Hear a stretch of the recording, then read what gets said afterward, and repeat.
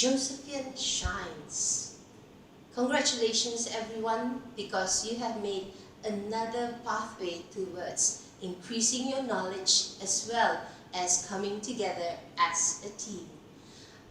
Allow me to use English for my presentation today, and I will also use a little bit of Malay. But thank you for inviting me to your colloquium. So the theme of your colloquium is Melestarikan Budaya Inovasi Digital dalam PDPC bagi mendepani Revolusi Industri 4.0. Now, this topic is very important, and it is the main topic that is being discussed in today's education field. And so allow me just to share a little bit from my perspective.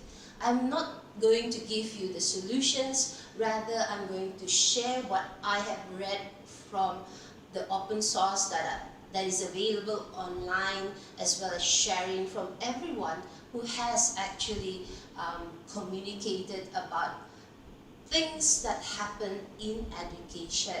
And so today I would like to share with you my topic on the theme that you have given me for today. Now, my topic is actually BID SJS. Now, when I say BID SJS, I will first, of course, have to look at the Industrial Revolution 4.0 so that we understand where we're going towards. And so now, when we talk about IR 4.0, so we need to look at the fact that supercomputers are coming our way. Robots, smart robots are taking over, but are they taking over our role as educators? That will be a question that you need to answer later on. Now, we also have cars that are smart, and they can drive on their own, and so where are we going towards? Is it the Simpsons of those days when we saw the cartoon series? Or are we going to the real world, whereby we are going to be inundated with so many new technologies that we are going to be overwhelmed? Now, Klaus Schwab 2016 stated that the fact that the existence of all the supercomputers, the smart robots, and the cars that can actually drive on their own, they are all going towards whereby we are actually optimizing the function of the brain. Now, isn't that wonderful? The function of the brain. So we need to actually focus on how we actually look at how our brain can contribute more. Now, that was an interesting statement that he made. But have we ever thought about how our brain works and how it can actually influence our learning? Now, recently I was also fascinated by something that I found from the YouTube on the De Silva method, whereby he actually found that there is a connection between brain waves and learning how to read, as well as how to enhance learning. So that is something that we need to explore further. Perhaps that is something that you need to read on your own, because I'm still learning on my own too. Alright, so now there are articles showing that are robots replacing us? And there is an article dated 2019 stating that robots will replace up to 20 million factory jobs by 2030. So that is very scary for people, especially those who are dependent on works that are offered in the factory. But yes, we can see that we are moving towards that. But I'm not an expert in this. I'm just stating that this is what's happening outside. And Nichols, in his book, The Death of Expertise, stated that these are dangerous times. Never have so many people had access to so much knowledge and yet been so resistant to learning anything. Now, there are many explanations for why we are currently facing an abundance of misinformation, lies, confusion, and distrust in established experts. The internet and modern news have corrupted our relationship with experts, from doctors to university professors, while a college education can actually hurt public debate instead of enriching it. We need to recognize the cognitive biases that lead all of us, experts and lay people, to make mistakes, and we must work together to learn from these mistakes. Now, what is the solution, you say? We need to actually rethink education. Fast technological change means that the people who operate constantly evolving machines need to learn new skills quickly. Our current education system adapts to change, unfortunately, too slowly and operates too ineffectively for this new world, because everything is changing fast and we are trapped. But we will still move, but at a rate that is suitable to us, because we are still in need of so much out there, especially in terms of facility, technology, and also any infra or info structure that we actually need. We also need to build an education system for lifelong learning and a culture that promotes it. And today, since you are looking at the budaya of innovasi, the innovation culture, therefore, I do believe that you are on the right track. Now, rewiring the system should begin with pre-kindergarten, which should be free and compulsory, while education should remain similarly accessible throughout someone's working life. Now, that is just an opinion. We also need to ensure that our students have future-ready skills. They need to have global view. They need to understand the entire ecosystem and embrace a heart to serve the greater good. They need to also have people skills, where they need to have strong logical, social, and emotional skills to connect and collaborate with others to create solutions. They need to have critical thinking and analytical skills. They need to expand one's perspective and experience by working with different people and field. And we know that this works because you in SJS have done it as well and have gone through the whole process of learning and growing. Now, students also need to have agility, because they need to be able to adapt, and they need to be resilient in facing the challenges ahead, and they need to also be part of the ecosystem. They need to continually get into action, they need to learn from failure, and they also must make improvements to get ahead, despite not knowing what is happening. Now, as we can see that, why are people successful? We can see that the psychology of people who actually achieve aspirations despite uncertain times, they actually have these three main driving factors. The first one is they face the brutal truth. They face up to problems and acknowledge that uncertainty is not within their control. So don't spend too long on it. Yeah? Do not worry too much on it. So just say that it's not within my control. But definitely you need to take ownership, and you need to reject the idea that external forces determine the results, and find solutions. You need to find solutions in face of fear. And the third factor, the third driving factor is do what you must. Do what you must even when you do not feel like it. Now with these three factors, you will definitely get ahead. You don't let things control you, rather you make the choice to be successful. Now in my topic that I'm going to share today, I'm going to look at B. The first B is on culture, budaya.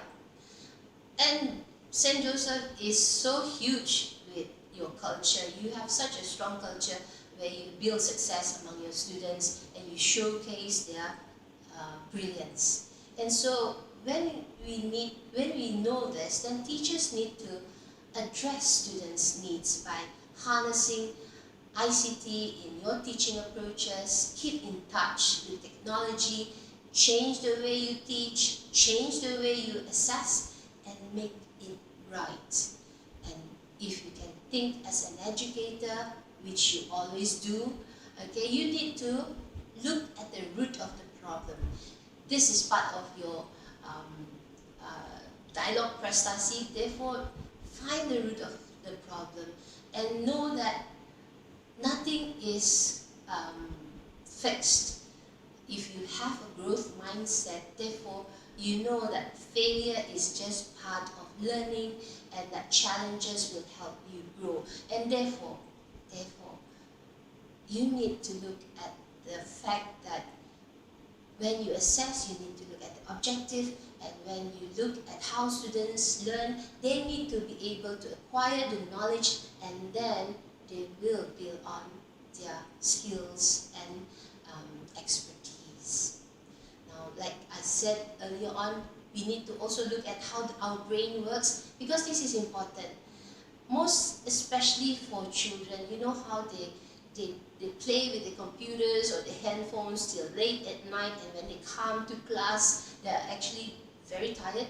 This is because they are deprived of sleep. And so we need to advise our students that they need to sleep so that their brain will function faster and they will be able to actually be in your lessons. So looking at how students learn, what are their needs is also very important. Yeah? In the words of Reed, students have to muscle before they can bloom. And so we also need to ensure that our lesson planning focus on these four questions. You need to ask yourself, what do you want students to be able to do, know, or understand by the end of your lesson? What are your goals for the lesson? And you need to also ask yourself, how are you going to break down the substance of the lesson to help students reach the goals? So what are the actions that you are going to take? And you need to also ask, how will you and your students know if they have achieved the goal? Therefore, they need to be able to demonstrate their learning. And what do you physically need to do to facilitate learning? Therefore, you need to look at your environment. And so these 5 culturally responsive instructional strategies are very important when you're planning. Get to know your students, incorporate real-world learning scenarios, use learning stations, include games in your lessons, and bring guest speakers. I am sure that all of you have tried this and they work, especially when you tell stories, when you look at incorporating real world. This is what students are interested in, because they want to know what is happening out there and what happens in your life so that you are where you are at this moment. So they want to learn from you. So share. Okay, share your experiences with them and connect it to what they are learning. And now I would like to bring you to the next letter of the word bid, which is innovation. Now SJS also is very innovative from the days that I know you and I was with you. And look at this beautiful photo, even in your attire for the choir. It's already innovative and striking in itself. So it speaks a lot about the ability that you have in transforming your team as well as making sure that they feel proud and they feel confident of what they have. So the challenges for our students actually for today is that they are IT savvy, they need personalized attention, they want to stay connected socially, they prefer less structure, and they learn to see meaning and relevance. This is what we need to remember, because we might face failure in our lessons if we ignore these challenges that we have. They are better than us, acknowledge it. And you can actually get them to teach you, get them to show their skills in the classroom. This works. This is what we need to do. And the implications for education itself, we need to move from looking at time fixed in the school to learning anytime, any pace. We need to move away from teacher-centeredness to learner-centeredness. And I'm sure you have been doing this, but we need to move more towards student-centered learning. And we cannot stay with the theory that one pace fits all. It's not. It doesn't work. We need to know that there are different rates and different styles of learning. So what fit best for that individual students? Of course, it's impossible, but if we can get towards that, then yes, we might be able to tap into their geniuses. And then we also need to be looking at multiple access points for learning. There's just not one source, but there are more. And then instead of mass instruction, then we need to personalize our instruction. So how this is going to happen, I am very sure that you have been trained, you have gone through lots of training before this, and I know you know it. Among each and every one of you, you have huge knowledge that can be shared and can be multiplied. And also this will be your strength, because from each of you, you will be able to build on something innovative that will bring more meaning to your students' learning. And so the implications on school, we need to be giving students more autonomy and focus on innovation. We need to, like I've said early on, lifelong learning is always there. Do not be afraid to let go of control. Let the students be part and parcel of your lesson planning. And the world is the resource. No longer are you the sage on the stage, but the world is the resource. Everything is accessible, and you need to actually ensure that critical thinking skills are encouraged. Now, I would like to share a short story whereby I was given a slot in talking to the students in the campus. And so what happens was I gave them a puzzle to solve. So I said, there is a lady among you whose name means star in Latin. And I thought it would be a challenge for them. But within less than 30 seconds, someone raised their hands and said, it's Stella. And so I said, how did you get the info? I Googled it. As you can see, they are part of the learning environment, so maximize their skills as well as their knowledge. And of course, it's very difficult to bring the technology into the classroom, but if you are able to, then yes, use it meaningfully. So now I'll move on to the third letter in BID. So digital, this is part of your topic, of course. So again, digital is part of your culture, and so I don't see any reason why all of you can look into coming up with brilliant strategies to enhance your student skills, because you have done it before.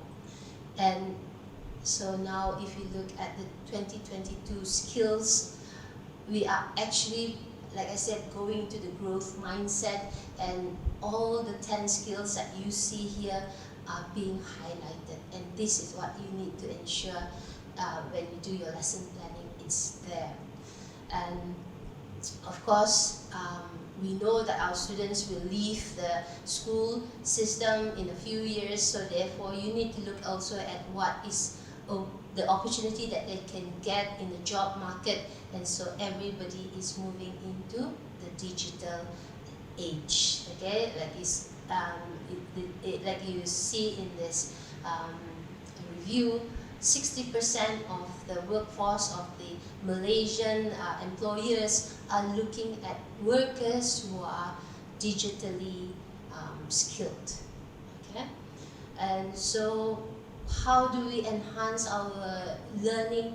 We need to look at the 6 dimensions. Of course, we always say the 6 C's, but these 6 dimensions actually are part of what we need to focus on, because this is how we can get to ensuring that our students are future ready. Of course, digital literacy, it's there. HOTS have been in the picture for ever so long, and Education 4.0, looking at online, self-directed learning and active learning is there. Alright, so you are on the right track. This is just some sharing from me. And yes, what is out there, we have fundamental digital skills for 21st century teachers.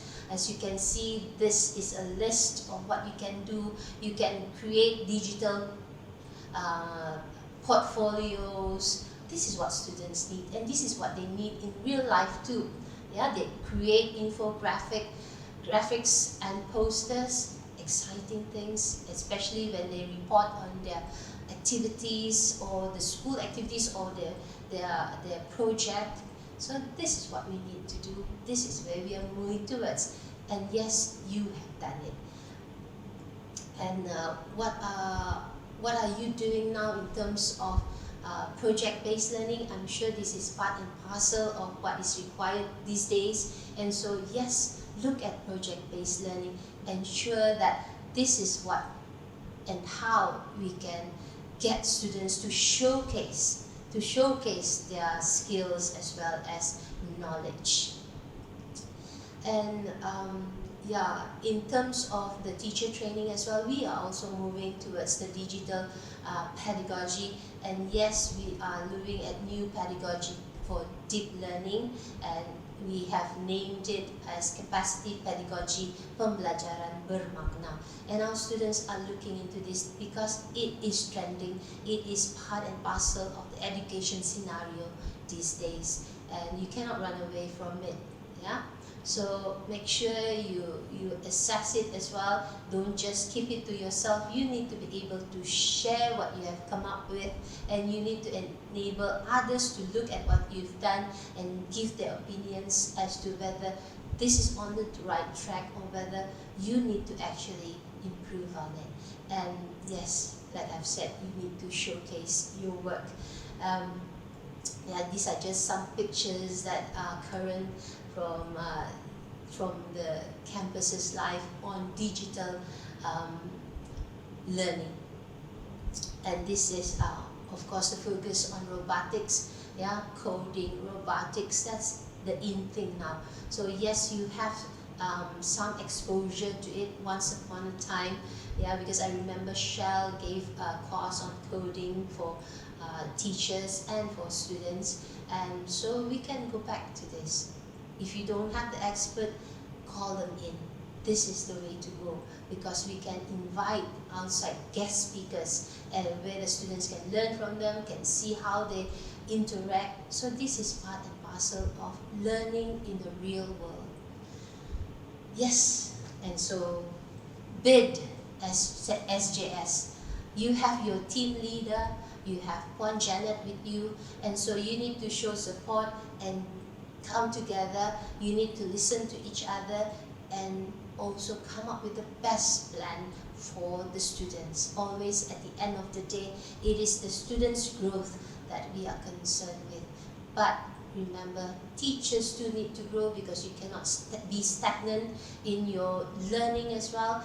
And so this is how you can basically get new ideas to improve your lessons, and through your learning, just don't keep it to yourself.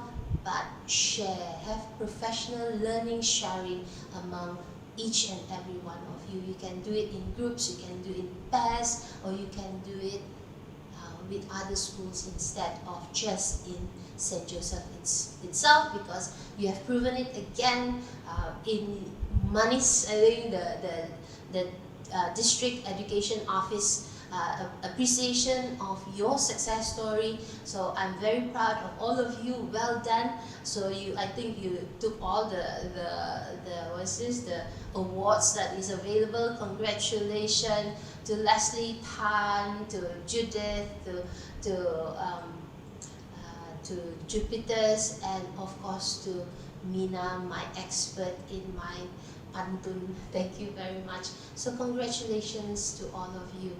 Yeah, you are the head of your field, and then you are also head of the music lessons or the subject, and so together you created something special for your school. And under Janet's leadership, I'm sure you have far to go. Yeah, so congratulations on your success stories, because you have managed to ensure that the students' performance for the SPM result is so great that this is where you actually enjoy the success, the fruits of your labor, and therefore continue on the journey upwards. Work together and come together as often as you can, so that yes, brilliant ideas can come to play. And so what I've presented and shared with you are my thoughts and my readings from different sources. And so BID, okay, Budaya Inovasi Digital. This word actually says we need to bid for our place in our students' heart. We need to be able to bid for their confidence in us. We need to be able to bid for their acceptance of the fact that we need to learn together. We need to be able to move forward together, because their future is in your hands. And if you are looking into St. Joseph or Josephian shrines, you need to be able to ensure BID SJS is successful. And so yes, like I've said earlier on as well, you need to ensure that tap into the students' intelligences. It's not difficult because you've been doing it all the years. But remember the turning point. Remember what actually works for you, what works for your students, and merge them. And so you will have brilliant shining stars. Yeah? And just a note, in today's world, strategy is relatively easy to replicate, and capital is relatively easy to access. But the real competitive advantage organizations have, your school will have, is the ability of people to be agile and resilient. Agility and resilience are very important in organization, and this will lead you to huge success stories. And in some, BID SJS success will be dependent on you being sharp. You need to be able to showcase and share. You need to have network of communities with Gaya too, okay? You need to be able to ensure that actions speak louder than words. Don't just say it, we'll do it, but you don't do it. So you need to be able to translate and implement whatever you plan. So reflections bring meaning, and then you need to actually publish and grow professionally. And this is where, like I said, don't forget, we can collaborate and publish here. I need to see you publishing your research work. I need to see you publishing your innovation ideas and write up, because I know Noraini is an expert in joining competitions where it's on innovation. Therefore, tap into that. I'm sure others have done it, but I've only seen Noraini so far in the competition that was held in Gaya, I think 2 years or 3 years back. So please tap into each other's strength, and then come together, like I've said, come together and bring success to yourself as well as to your students, and of course to SM St. Joseph Pampar. And with that, ladies and gentlemen, serve with passion and integrity as a team, and I'm sure Josephians shines forever. With that, thank you very much.